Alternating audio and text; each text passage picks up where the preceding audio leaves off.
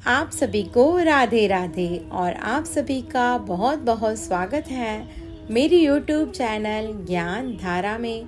आज हम जानेंगे देवशयनी एकादशी के बारे में। इस एकादशी को देवशयनी एकादशी क्यों कहते हैं, भगवान विष्णु शयन के लिए 4 मास क्यों चले जाते हैं, देवशयनी एकादशी की कथा, पूजा विधि, महत्व, भगवान विष्णु को भोग में क्या लगाएं और कौन सा मंत्र का जप करें और उससे क्या फल मिलता है। तो आइए जानते हैं। ओम नमो भगवते वासुदेवाय। आषाढ़ माह की शुक्ल पक्ष की एकादशी को देवशयनी एकादशी कहा गया है। इसे हरिशयनी एकादशी के नाम से भी जाना जाता है। इस दिन भगवान विष्णु की विशेष पूजा अर्चना करने का महत्व है। इस दिन कई लोग व्रत रखते हैं। माना जाता है कि इस व्रत को करने से जातक की समस्त मनोकामनाएं पूर्ण होती हैं तथा सभी पापों का नाश होता है।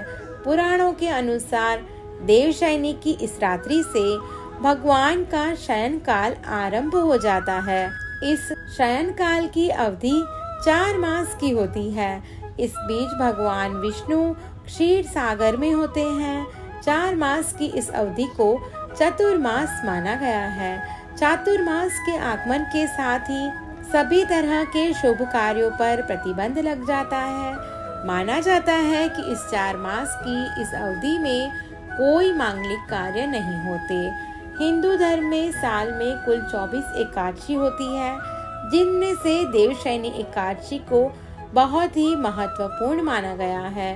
देवशयनी एकादशी पूरी तरह से भगवान विष्णु को समर्पित है। इस साल देवशयनी एकादशी 17 जुलाई को रखी जाएगी।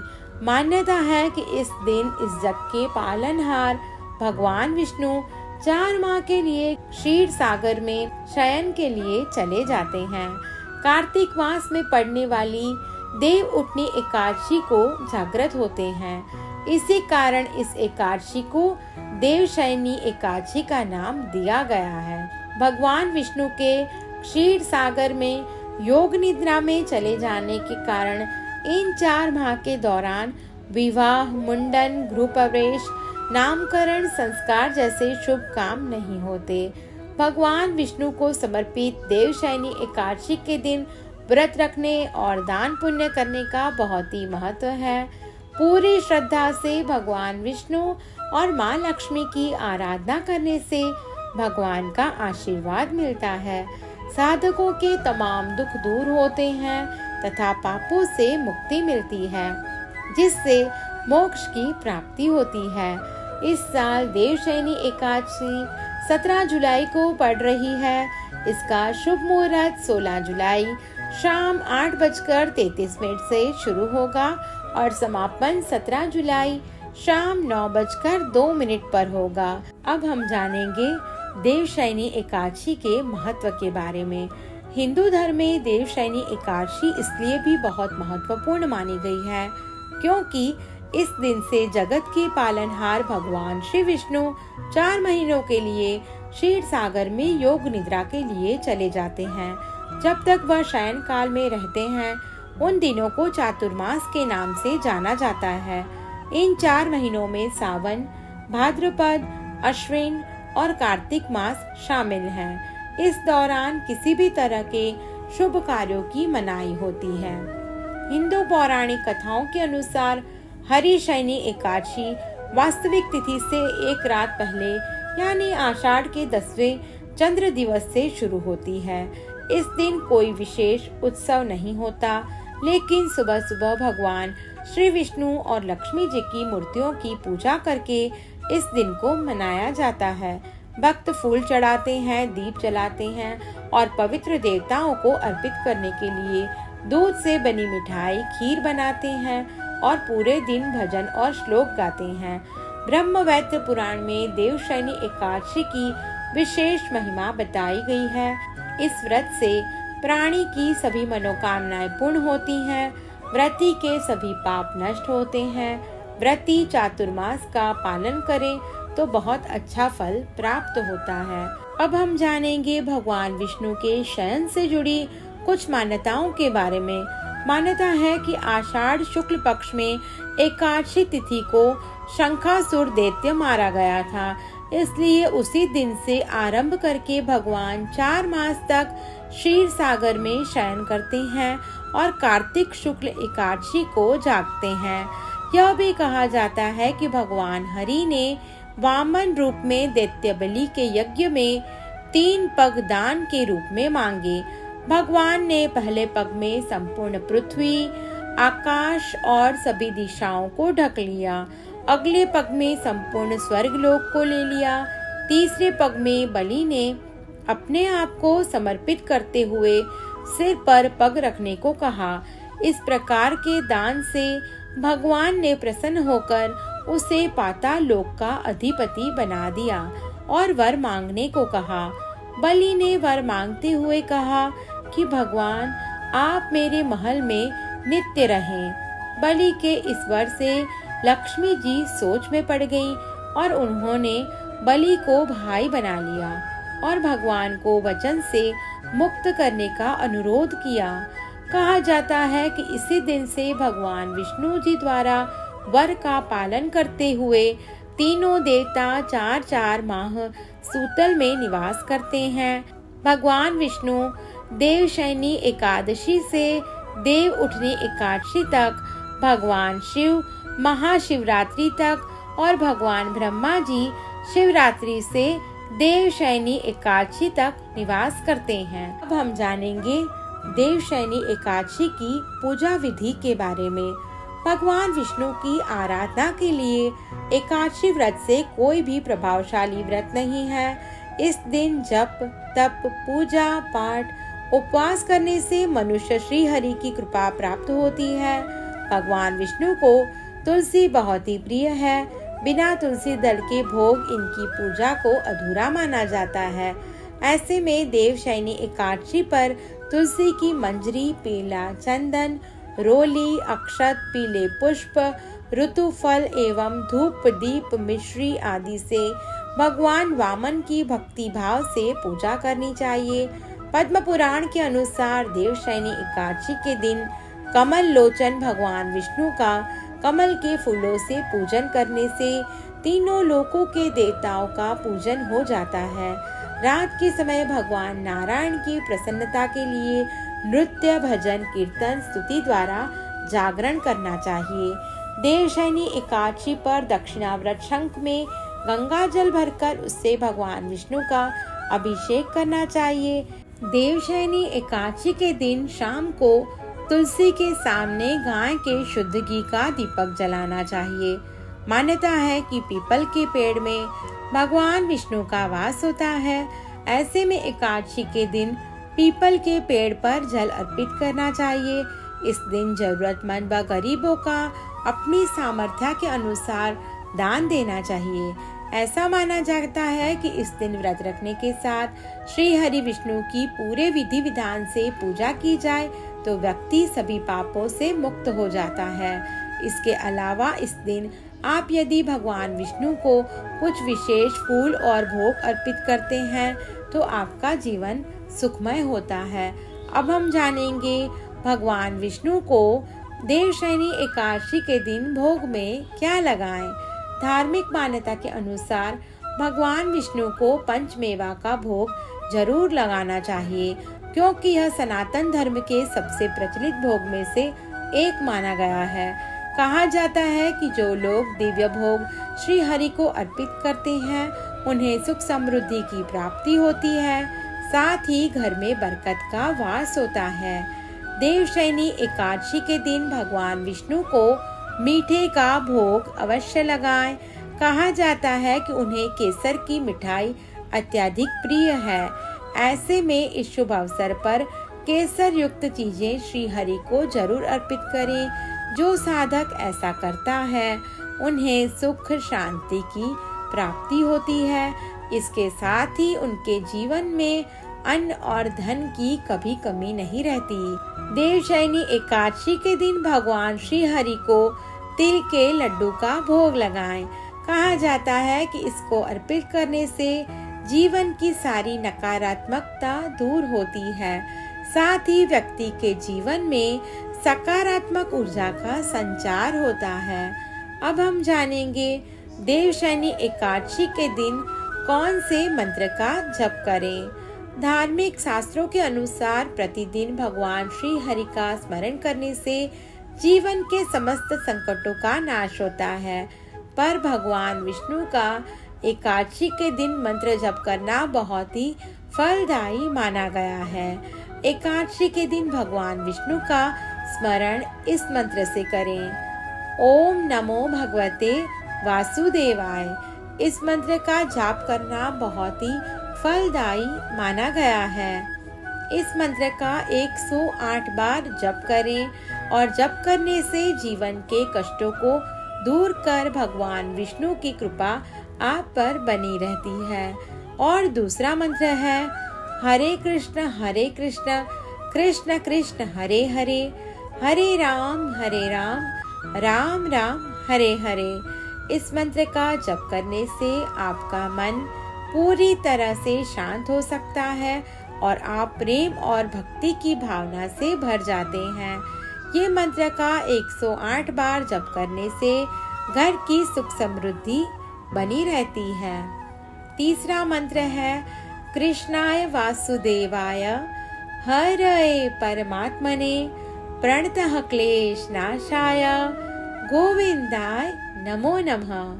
इस मंत्र का 108 बार जप करें। इस मंत्र का जप करने से घर में सुख शांति का माहौल बना रहता है। साथ ही भगवान विष्णु और माता महालक्ष्मी का आशीर्वाद रहता है। इस दिन शालिग्राम की भी पूजा होती है। इस एकादशी पर भगवान विष्णु की पूजा तो होती है, साथ ही शालिग्राम की पूजा करने का भी बहुत ही शुभ माना गया है। शालिग्राम को भगवान विष्णु का स्वरूप माना गया है, इसलिए इनकी भी विधि पूर्वक पूजा करनी चाहिए। भगवान के चित्र अथवा मूर्ति के साथ शालिग्राम को भी स्थापित करें। पूजा करने से पूर्व पंचामृत से भगवान विष्णु को स्नान करवाएं। अब हम जानेंगे देवशयनी एकादशी की व्रत कथा के बारे में। धर्मराज युधिष्ठिर ने कहा, हे केशव, आषाढ़ शुक्ल एकादशी का क्या नाम है? इस व्रत के करने की विधि क्या है और किस देवता का पूजन किया जाता है? श्री कृष्ण कहने लगे, हे युधिष्ठिर, जिस कथा को ब्रह्मा जी ने नारद जी से कहा था वही मैं तुमसे कहता हूँ। एक समय नारद जी ने ब्रह्मा जी से यही प्रश्न किया था। तब ब्रह्मा जी ने उत्तर दिया कि हे नारद, तुमने कलयुग जीवों के उद्धार के लिए बहुत उत्तम प्रश्न किया है, क्योंकि देवशयनी एकादशी का व्रत सब व्रतों में उत्तम है। इस व्रत से समस्त पाप नष्ट हो जाते हैं और जो मनुष्य इस व्रत को नहीं करते वे नरकगामी होते हैं। इस व्रत के करने से भगवान विष्णु प्रसन्न होते हैं। इस एकादशी का नाम पद्मा भी है। अब मैं तुमसे एक पौराणिक कथा कहता हूँ, तुम मन लगाकर सुनो। सूर्यवंश में मांधाता नाम का एक चक्रवर्ती राजा था, जो सत्यवादी और महान प्रतापी था। वह अपनी प्रजा का पुत्र की भांति पालन किया करता था। उसकी सारी प्रजा धन धान्य से भरपूर और सुखी थी। उसके राज्य में कभी अकाल नहीं पड़ता था। एक समय उस राजा के राज्य में 3 वर्ष तक वर्षा नहीं हुई और अकाल पड़ गया। प्रजा अन्न की कमी के कारण अत्यंत दुखी हो गई। अन्न के न होने से राज्य में यज्ञादि भी बंद हो गए। एक दिन प्रजा राजा के पास जाकर कहने लगी, हे राजा, सारी प्रजा त्राही त्राही पुकार रही है, क्योंकि समस्त विश्व की सृष्टि का कारण वर्षा है। वर्षा के अभाव से अकाल पड़ गया है और अकाल से प्रजा मर रही है। इसलिए हे राजन, कोई ऐसा उपाय बताओ जिससे प्रजा का कष्ट दूर हो। राजा मांधाता कहने लगे, आप लोग ठीक कह रहे हैं। वर्षा से ही अन्न उत्पन्न होता है और आप लोग वर्षा न होने से अत्यंत दुखी हो गए हैं। मैं आप लोगों के दुखों को समझता हूँ। ऐसा कहकर राजा कुछ सेना साथ लेकर वन की तरफ चल दिया। वह अनेक ऋषियों के आश्रम में भ्रमण करता हुआ अंत में ब्रह्मा जी के पुत्र अंगिरा ऋषि के आश्रम में पहुंचा। वहां राजा ने घोड़े से उतरकर अंगिरा ऋषि को प्रणाम किया। मुनि ने राजा को आशीर्वाद देकर कुशल क्षेम के पश्चात उनसे आश्रम में आने का कारण पूछा। राजा ने हाथ जोड़कर विनीत भाव से कहा, हे भगवान, सब प्रकार से धर्म पालन करने पर भी मेरे राज्य में अकाल पड़ गया है। इससे प्रजा अत्यंत दुखी है। राजा के पापों के प्रभाव से ही प्रजा को कष्ट होता है। ऐसा शास्त्रों में कहा हुआ है। जब मैं धर्मानुसार राज्य करता हूँ तो मेरे राज्य में अकाल कैसे पड़ गया? इसके कारण का पता मुझको अभी तक नहीं चल सका। अब मैं आपके पास इसी संदेह को निवृत्त कराने के लिए आया हूँ। कृपा करके मेरे इस संदेह को दूर कीजिए। साथ ही प्रजा के कष्ट को दूर करने का कोई उपाय बताइए। इतनी बात सुनकर ऋषि कहने लगे, हे राजन, यह सतयुग सब युगों में उत्तम है। इसमें धर्म को चारों चरण सम्मिलित है, अर्थात इस युग में धर्म की सबसे अधिक उन्नति है। लोग ब्रह्म की उपासना करते हैं और केवल ब्राह्मणों को ही वेद पढ़ने का अधिकार देते हैं। ब्राह्मण ही तपस्या करने का अधिकार रख सकते हैं, परंतु आपके राज्य में एक शूद्र तपस्या कर रहा है। इसी दोष के कारण आपके राज्य में वर्षा नहीं हो रही। इसलिए यदि आप प्रजा का भला चाहते हो तो उस शूद्र का वध कर दो। इस पर राजा कहने लगा कि महाराज, मैं उस निरपराध तपस्या करने वाले शूद्र को किस तरह मार सकता हूँ? आप इस दोष से छूटने का कोई दूसरा उपाय बताइए। तब ऋषि कहने लगे, हे राजन, यदि तुम अन्य उपाय जानना चाहते हो तो सुनो। आषाढ़ मास के शुक्ल पक्ष की पद्मा नाम की एकादशी का विधि पूर्वक व्रत करो। व्रत के प्रभाव से तुम्हारे राज्य में वर्षा होगी, प्रजा सुख प्राप्त करेगी, क्योंकि इस एकादशी का व्रत सब सिद्धियों को देने वाला है और समस्त उपद्रवों को नाश करने वाला है। इस एकादशी का व्रत तुम प्रजा, सेवक तथा मंत्रियों के सहित करो। मुनि के इस वचन को सुनकर राजा अपने नगर को गया और उसने विधि पूर्वक पद्मा यानी कि देवशयनी एकादशी का व्रत किया। उस व्रत के प्रभाव से वर्षा हो गई और प्रजा खुश हो गई। प्रजा को सुख पहुंचा।